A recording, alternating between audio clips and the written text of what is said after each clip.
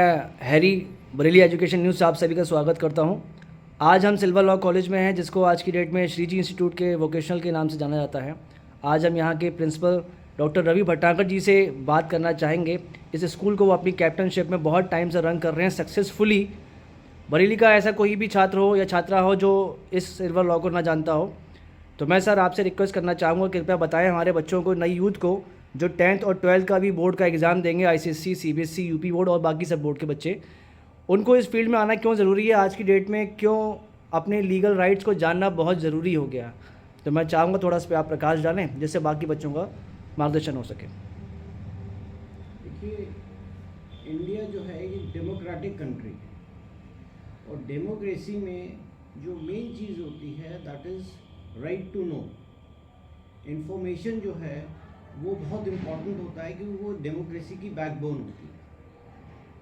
अगर आपको legal background नहीं है मगर लीगल अवेयरनेस होनी चाहिए। और डेमोक्रेसी में राइट्स जो हैं, बहुत सारे राइट्स ऐसे हैं जो आपको मिले हुए हैं मगर आपको पता ही नहीं है, और उसके लिए आपको किसी लीगल एक्सपर्ट की ज़रूरत होती है। कुछ राइट्स आपको आपके मिडिल एजुकेशन में समझा दिए जाते हैं, दैट इज़ फंडामेंटल राइट्स और आपके ड्यूटीज़, मगर वो सफिशिएंट नहीं है। डेमोक्रेसी अगर एनरिच करनी है और आगे तक चलानी है तो उसके लिए लीगल जो है वो इम्पॉर्टेंट होता है, क्योंकि it is a pillar which protects the constitution. Advocates are very important in the for the society.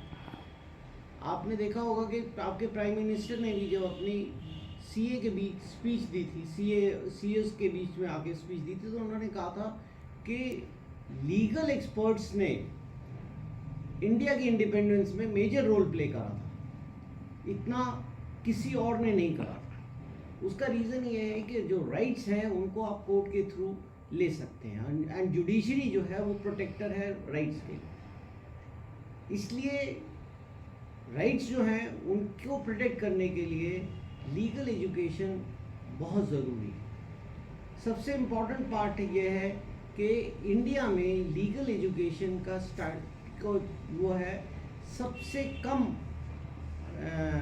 Monetary expenses में आप लीगल एजुकेशन ले सकते हैं। लीगल एजुकेशन के लिए परसेंटेज भी जो है कि ये डिपेंड करता है कि आप उस फील्ड में कैसा परफॉर्म करें, और ये चीज़ जो है ज़रूरी नहीं है कि टॉपर्स जो है वो अच्छा परफॉर्म करें। Toppers can become advisor for corporate, but they can not come in litigation. Litigation में it is a concept that practice makes a man perfect. तो लिटिगेशन में क्या है कि प्रैक्टिस जितनी होगी आपकी उतना आप परफेक्ट हो जाएंगे। इसका सबसे बड़ा एग्जाम्पल है कि आपके सुप्रीम कोर्ट के जितने भी एडवोकेट्स हैं वो सब बहुत वीक बैकग्राउंड से आए हैं, and they are doing very well. तो इसलिए लीगल एजुकेशन जो है वो सोसाइटी के लिए बहुत ज़रूरी है। लीगल अवेयरनेस अगर होगी तो सोसाइटी में जो अनरेस्ट है ये भी कम होगा। दूसरी बात यह है कि एडमिनिस्ट्रेशन भी आसानी से चलेगा। अब बहुत सारी चीज़ें हैं। अब आप एक एग्जांपल ले लीजिए कि आपको यही नहीं पता है कि ट्रैफिक रूल्स क्या है।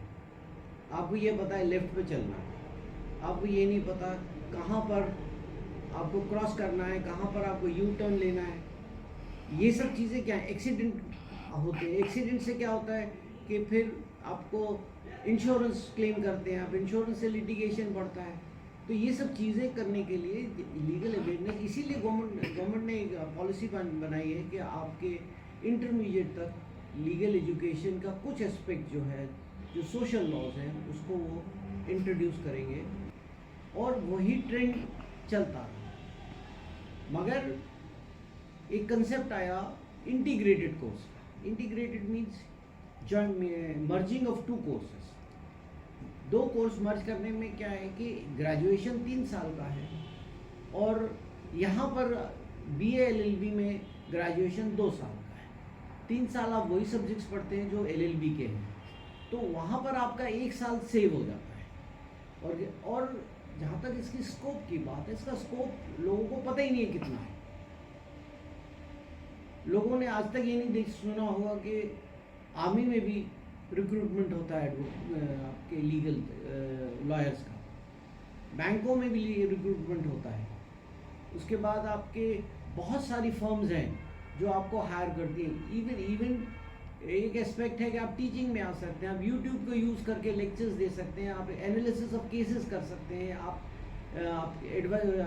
केसेस को एडवोकेट्स को बता सकते हैं। ये सब बहुत सारी फील्ड्स हैं जिसको कि अभी एक्सप्लोर ही नहीं किया गया है, क्योंकि इंडिया में क्या है कि आप एक कंसेप्ट है कि आपने एलएलबी कर लिया और एलएलबी करने के बाद आप एडवोकेट हो गए। एडवोकेट तो सेकेंडरी हो गया, अब जो स्कोप है। और दूसरी बात है कि most of the law is online now, तो आप उसको ऑनलाइन भी वो कर सकते हैं। तो डिफरेंस ये है कि आप जब आप एलएलबी करते हैं तो आप 3 साल का ग्रेजुएशन करते हैं, फिर 3 साल का एलएलबी करते हैं, वो आपका 6 साल में होता है। यहाँ पर आपका क्या है कि 5 साल का में आप एलएलबी की डिग्री मिलती है, 3 साल का 2 साल का आपका ग्रेजुएशन है, 3 साल का वो है, तो उसमें आप 1 साल सेव करते हैं, जो कि आपको कॉम्पिटिशन्स के लिए एज लिमिट में बहुत एडवांटेज देता है। जी सर, बहुत खूब, थैंक यू। आज बरेली की आवाम ने मेरे साथ जाना कि इसमें कोर्सेज में क्या डिफरेंस होता है, और हम लोग सोचते हैं कि एडवोकेट बनने के बाद कुछ ज़्यादा जॉब के अवसर नहीं, लेकिन ऐसा ये गलत हो गया। आपने हम लोग का मार्गदर्शन किया कि इसके बाद बहुत सारे अवसर हैं, आप लीगल एडवाइज़र या बहुत सी कंपनीज़ में, कोर्ट्स में, बैंक्स में, they are so many factors in which areas you can go as per your capability, as per your passion. तो ऐसा नहीं है कि आप इसमें एलएलबी करते हैं तो आप आगे नहीं बढ़ सकते, बहुत सारे इसमें आगे ऑफ़र्स हैं। और आप लोग अगर बरेली से करना चाहते हैं तो प्लीज़ यहाँ पर आएँ, यहाँ बहुत एक्सपीरियंस फैकल्टी मिलती है आपको, और एक बेहतरीन मार्गदर्शन में आप स्टार्टिंग से लेकर के ऊपर लेवल तक पहुँच सकते हैं। क्योंकि किसी ने सही कहा है, ओल्ड इज़ ऑलवेज़ गोल्ड, और टीचर्स कभी पुराना नहीं होता, जितना पुराना होता है उसकी नॉलेज उतनी शार्प होती रहती है। Thank you doctor Ravi Bhatnagar sir. मैं हैरी, मेरे साथ बने रहने के लिए बहुत बहुत शुक्रिया।